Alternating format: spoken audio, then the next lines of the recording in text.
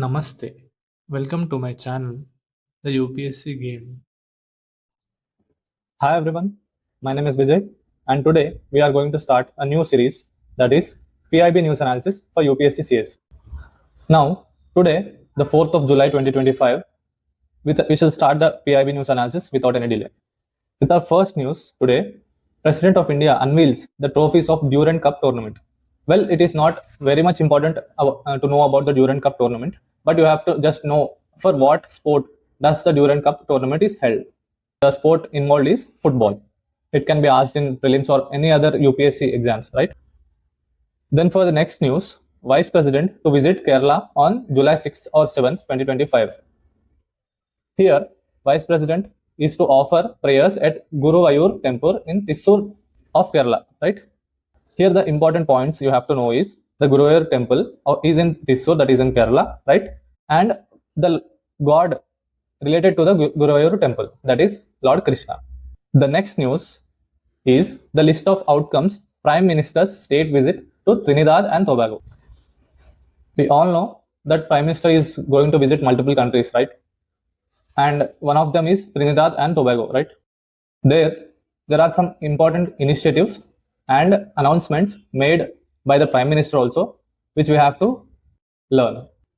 Agreement on Indian grant assistance for implementation of quick impact projects. You have to fix this word in your brain, that is quick impact projects. These keywords in your answer makes your answer more authentic, right? And there is some important program which was launched there, that is Heal India program. That means they can get medical assistance from our country. And solarization of headquarters of TNT's Ministry of Foreign and CARICOM Affairs. And solarization, we are one of the initiators of International Solar Alliance, right? So we are giving them assistance in solarization. And there is another thing, that is Gita Mahotsav has been conducted. And another important term you have to remember about Trinidad and Tobago is CARICOM is a Caribbean community. It is a political and economic organization of containing 15 countries, right? And there are some quotes which I have recognized in the Prime Minister's speech at his visit to Tobago and Trinidad. And these are, the Prime Minister said, Mahasagar is India's guiding vision for Global South. I repeat, Mahasagar is India's guiding vision for Global South. Mahasagar means here mutual and holistic advancement for security and growth across regions. You can use this quote in any answer which is related to international relations, right? That too with relevance to the question, right? Then the next quote is, the Global South is rising. They wish to see a new and fairer world order. You have to focus on the words, that is a new and fairer world order. You can quote this in the introduction or the conclusion, which is given by Prime Minister, right? Then the next quote is, in India, democracy is not just a political system. For us, it is a way of life. It is what the Prime Minister has said. Then the next news item is the Prime Minister, Narendra Modi, conferred with highest national award, the Order of Republic of Trinidad and Tobago, right? And also, Prime Minister has met Mr. Rana Mohip, who had sung Vaishnava Janato during the celebrations of 150th Jayanti of Mahatma Gandhi. That is a few years back, right? The next news item is Prime Minister appreciates Bhojpuri Chautal performance in the port of Spain. That is, you have to remember this art form, that is Bhojpuri Chautal. And you can phrase this in your answers as an example for cultural exchanges, which we have referred it in the first news, right? And the next news is India has conducted Bharat Ko Janiye, that is Know India quiz in Trinidad and Tobago. You can phrase this as an example. This is not a major point, of course, everyone knows that.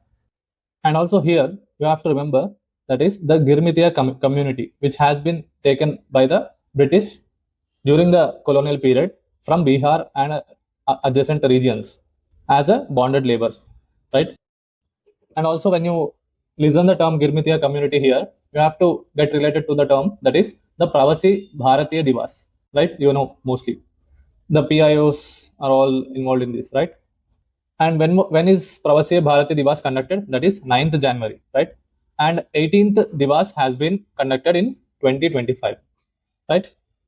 Then with the next news item, that is high density plantation through the mission for integrated development of horticulture.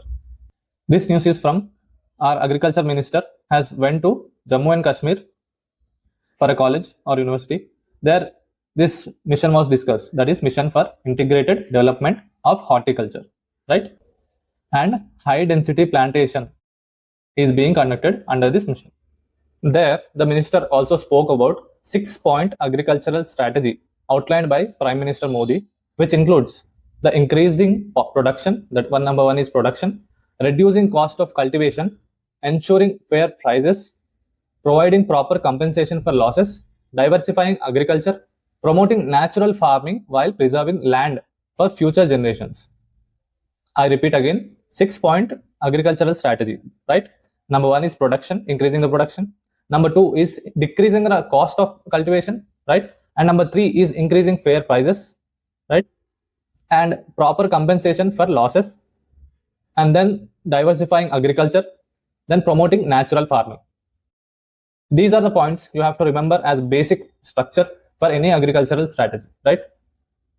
The next news is, in North Indian Aviation Meeting, there was a mention of this data. That is, in just 10 years, they have added 88 new airports. That is nearly one new airport every 40 days, right? And the focus of these airports are Tier 2 and Tier 3 cities. And you have to also remember UDAN scheme related to this, right? Once brush up the basics of UDAN, right? Well, for the basics of UDAN scheme, it was launched on 21st October 2016. You have to remember this year because UPSC may ask it. And for the year 2016, how can you remember it? There are many ways, but I would remember 2016, the demonetization year, the same year the UDAN scheme has been launched, right? Then the first UDAN flight operated between Shimla and Delhi. You have to remember this too. And 625 UDAN routes have been operationalized and connecting 90 airports. This is just an information. You need not mug up all this data. And this you have to remember, that is, the India's airport network expanded from 74 airports in 2014 to 159 airports in 2024, doubling in a decade. You have to remember this for sure, right? And the scheme or funding routes you have to remember, that is viability gap funding has been used to fund such scheme, right? And how would UDAN helped our economy? That is regional, it improved regional tourism, healthcare access and trade also in Tier 2 and Tier 3 cities, right? Then with the next news, the INC WMC successfully concludes International Conference on Sustainable and Responsible Mining through Best Mine Closure Practices in Hyderabad. And the important point to mention here is, there is nothing important in that sentence which I repeated, but the important point is under which ministry has been this conducted. They will give Ministry of Mines, Ministry of other things, or any other transport or something else. But the ministry here related is Ministry of Coal. You have to remember this. Then with the next news, India expands quality control orders QCOs from 14 to 156 in a decade. That is 14 covering 106 products in 2014 to 156 QCOs covering 672 products, right? Union Minister of Commerce and Industry, Shri Piyush Goyal, has said this, right? Then the important points under it is identify testing needs, support MSMEs in meeting global standards, and increase stakeholders' participation to strengthen quality ecosystem. And India moving towards a unified quality standard for domestic and global markets. That is what the minister has said. Prime Minister's vision is there, right? That is zero defect and zero effect. India is steadily moving towards a unified quality regime for both domestic and international markets. Right now, there are two standards, right? Domestic standard and international standard. We are moving towards unifying it, right? Then another thing we have to remember when we read such about standards is two organizations, that is BIS and FSSAI. These two bodies are very important in standard maintenance, right? And at present, for international standards of food products, NPOP is used, right? And trying to break down all the testing fees charges by everyone in BIS and NTH labs down to 50% of what was prevailing. That was their target, right? And next news is related to Commerce Minister Piyush Goyal has said 153 countries importing toys from India. You can quote this example as or data in any of your answers related to economy, right? And when you listen the toys, right, it is under Atmanirbhar Bharat and Vocal for Local initiative, which was proposed by Prime Minister, right? And now local can go global, right? And PM Mudra Yojana is for MSMEs, right? And 18 toy clusters across the country have been supported by Ministry of MSME. These are the data which is relevant from this topic. Then for the next news, TRI responds to DOT's back reference dated 16 June 2025 on TRI's recommendations on assignment of additional spectrum to Indian Railways for its safety and security applications. The thing is, the Telecom Regulatory Authority responded for the request of Department of Telecommunications back reference for assignment of additional spectrum to Indian Railways for its safety and security. The importance of this news is you have to remember these two bodies, that is TRI is related to the spectrum of India, right?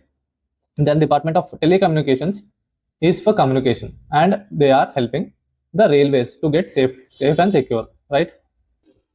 Then with the next news, the TRI has today released a consultation paper on the regulatory framework for the sale of foreign telecom service providers SIM or eSIM cards for use of M2M IoT devices meant for export purposes. There is nothing so unique about this. It is that you have to just know that TRI releases the consultation paper for such frameworks, right? Then for the next news, country's first national level cooperative university, Tribhuvan University at Anand, Gujarat, was unveiled by Amit Shah, right? This university will prove to be an important step towards realizing the Triveni. You have to quote these in your answers, that is Triveni, cooperation, innovation and employment. CIE or EIC. You can frame anyhow to remember them, right? And based on national education policy, this university has been established. And it will have many courses till the PhD level also. And to meet the skill development and capacity building needs of India's estimated number of about 40 lakh cooperative personnel and 80 lakh board members, the university will train around 20 lakh personnel of cooperative societies like PSCs, that is primary agricultural credit societies, dairy, fisheries, etc. in the next 5 years. That is what the Home Minister has said, right? Then for the next news, the National Consumer Helpline refunds 7.14 crore to consumers in past 2 months. This is crucial pre-litigation role, right? And you can quote such information in governance. Okay. And in this topic, you have to remember two facts, that is highest number of grievances received for e-commerce sector, that is 8,919. You don't have to remember this number, resulting in refund of 3.69 crore. And the highest number of grievances received from which state? That is Uttar Pradesh. Then for the next news, India establishes first internationally recognized equine disease-free compartment at RVC Center, Meerut. And World Organization for Animal Health approval paves way for international movement of Indian sport horses. Big boost for equestrian sports, high value trade and biosecurity preparedness. And in maintaining such compartments, there will be some standard operating procedures, right? You have to know these. That is, they encompass disease exclusion protocols, pest control, physical security, hygiene, sanitation, animal health monitoring, waste management, and continuous surveillance. These are very generalistic points, but you have to remember them because in exam, if you don't revise these, you will not get all the points, right? For the next news, you might have known the old pension scheme, the national pension scheme, and unified pension scheme. These three schemes you have to know. And there is a news about it, giving one-time option to central government employees covered under National Pension System for inclusion under the UPS. Right? Then there were also some terms which are important for UPSC in some news articles of PIB. Those are the Chandrayaan mission. You have to revise Chandrayaan 1, Chandrayaan 2 and Chandrayaan 3 also. Then Credit Guarantee Fund Trust for Micro and Small Enterprises, CGTMS, and PM Vishwakarma scheme. These three are related to mostly manufacturing sector, right? So you have to remember these things. Then for the next news, MSME sector accounts for 30.1% of India's GDP and 35.4% of manufacturing. Remember, 30% of GDP and 35% of manufacturing and 45% of exports in the country. Right? You have to remember this data and quote it in your answers for sure, because every topper does it. And 6.5 crore MSME units registered in Udyam portal. Udyam portal, you have to remember. And employment opportunities to 28 crore people till date. That is the record of MSME sector till now. And for the next news item, the Copper Vision document anticipates a six-fold increase in demand by 2047. It is copper and it is a target, right? And outlines plans to add 5 million tons per annum of smelting and refining capacity by 2030. Remember this data? Similar to this copper news, there is another news, that is strategic roadmap to scale up aluminium production six-fold by 2047. What is the copper target? That is also six-fold, and aluminium target is also six-fold. Both are by 2047, that is by Viksit. By the year we have pledged Viksit Bharat, right? It aims to expand bauxite production capacity. Bauxite is related to aluminium. You have to remember, the beginners should remember, and all the toppers will remember this, right? And it aims to expand bauxite production capacity to 150 MTPA and double the national aluminum recycling rate. Here it is doubling, right? Promote the adoption of low carbon technologies and strengthen raw material security through targeted policy reforms and institutional mechanisms. This is all for Viksit Bharat by 2047, right? We shall revise it.